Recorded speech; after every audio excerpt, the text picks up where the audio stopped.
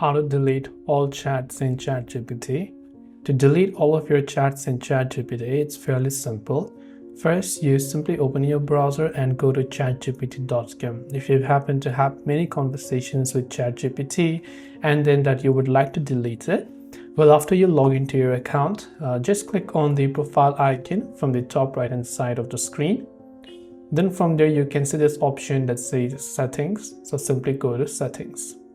From settings, make sure of course that you're under general, and under general you scroll down. There you'll find the option called delete all chats. So click the delete button right there and hit the confirm deletion, and then your chats will be successfully deleted. Remember that deleting the chat is not going to delete memories. So memories is a separate process, but to delete the chat, you just hit the confirm deletion process. Hope the video helped you out. If you have got any further questions, do feel free to leave them down below. Thanks for watching and see you soon in the next video.